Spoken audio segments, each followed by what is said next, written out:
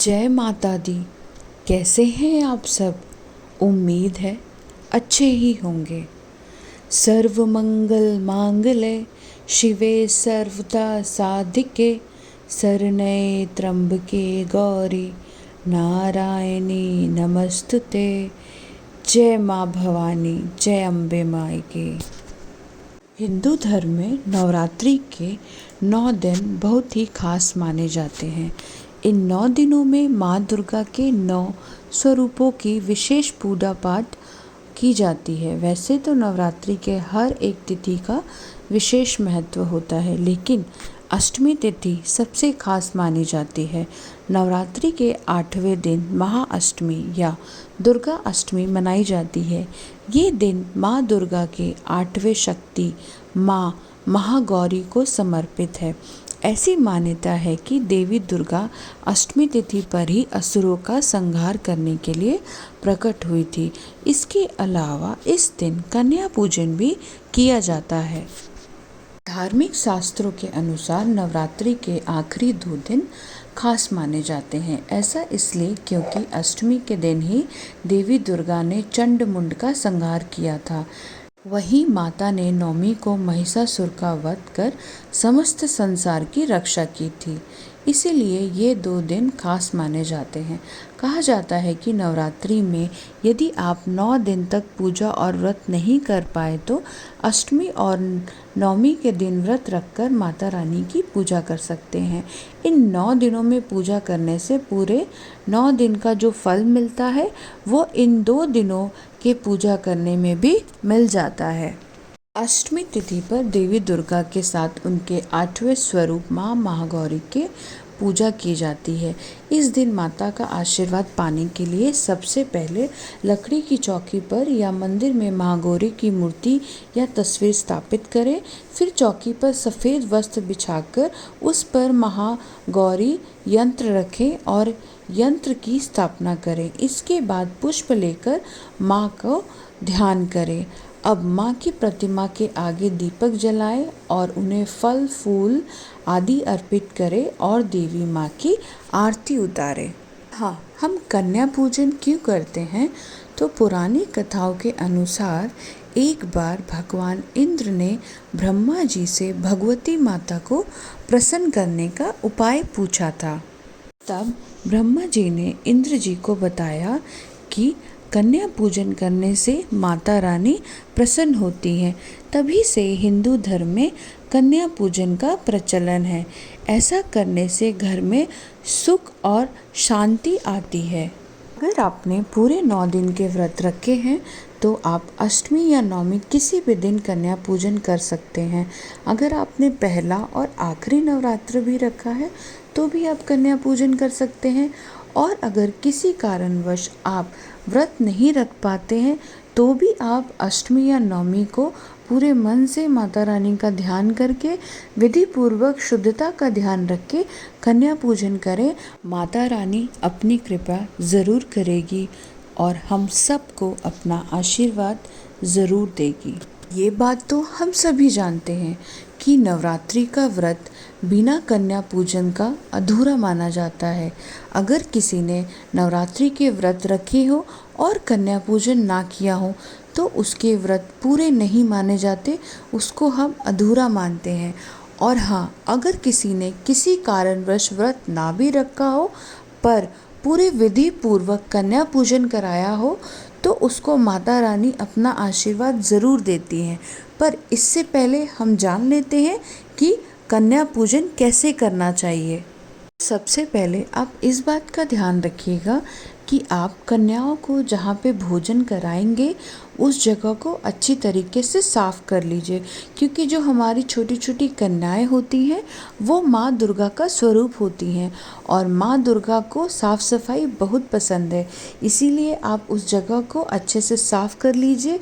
और कन्या पूजन कराने से पहले आप अपने घर के मंदिर में या जहाँ भी आपने माता की चौकी रखी है वहाँ पे माता रानी को भोग अवश्य लगाएं। और अगर आप अष्टमी या नवमी को अपने घर में हवन करते हैं तो कन्या पूजन से पहले आप हवन कर लीजिए, माता रानी को भोग लगाइए। फिर आप छोटी छोटी प्यारी प्यारी कन्याओं को हलवा पूड़ी खिलाएं। और हाँ, कन्या पूजन में काले चने अवश्य ही कन्याओं को खिलाएं। ऐसा करना शुभ माना जाता है।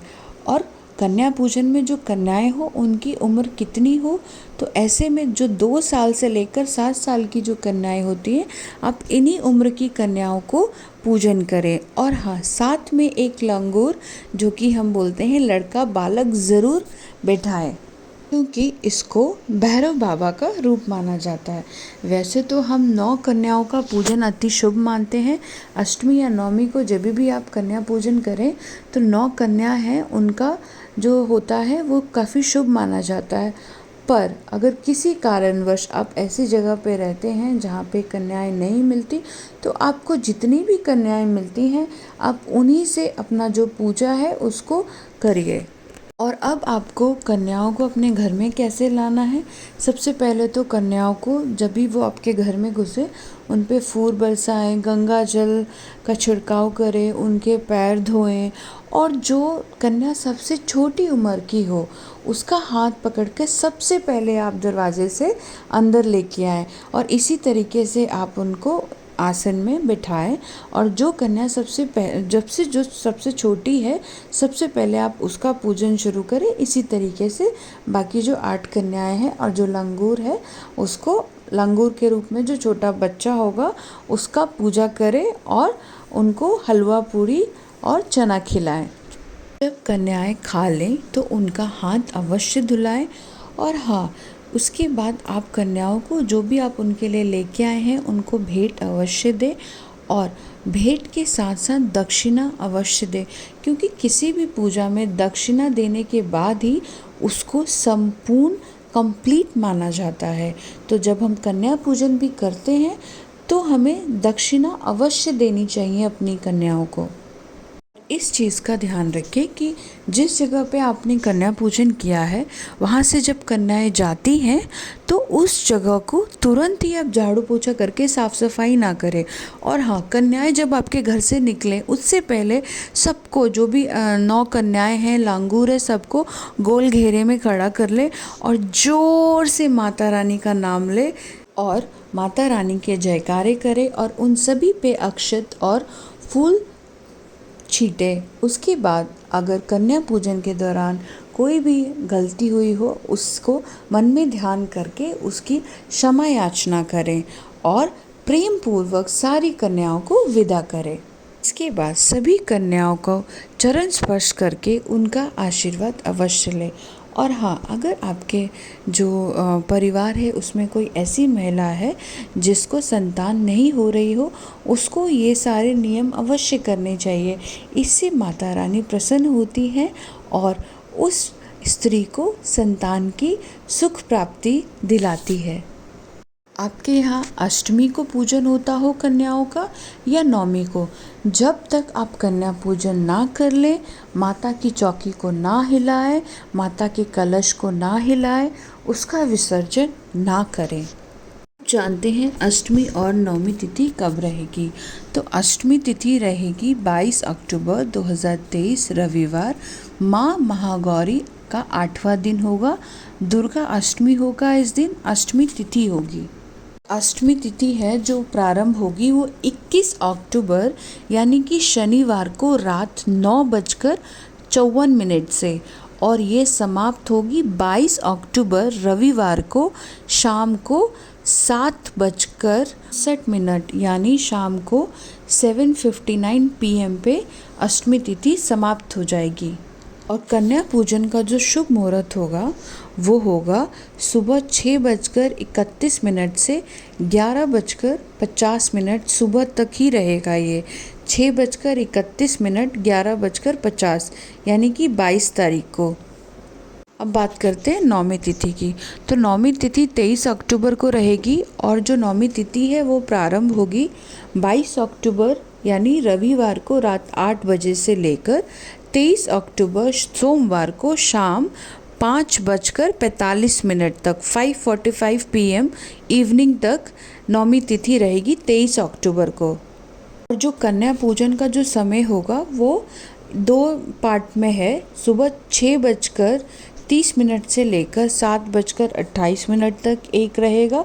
इसके बाद राहु काल शुरू हो जाएगा, तो राहु काल में कन्या पूजन ना करें। उसके बाद जो शुभ मुहूर्त शुरू होगा वो 9:01 से 11:55 तक रहेगा। वैसे तो नवरात्रि के 9 दिन शुभ रहते हैं, इसमें तो राहु काल में भी पूजा की जाती है, पर अगर हो सके तो इस समय कन्या पूजन ना करें। तो नवमी को जो सबसे उत्तम जो समय रहेगा वो 2 है, 6:41 से लेकर 7:28 तक, और उसके बाद सुबह 9:01 से लेकर 11:55 तक रहेगा। तो उम्मीद है ये जानकारी आप सभी को काम आएगी, और इसी तरीके से माता रानी की मन से, शुद्ध मन से, अच्छे भाव से पूजा करिए। माता रानी हम सब के घर पधारेगी और हम सबको अपनी कृपा प्रदान करेगी। जय माता की।